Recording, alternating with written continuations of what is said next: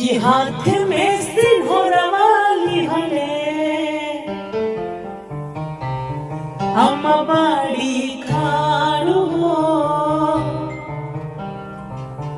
खुलब बुआ पलकी के वड़िया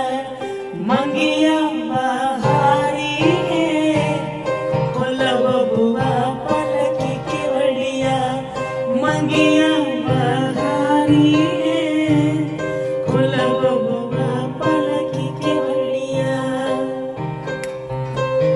कैसे के खोली अम्मा पलकी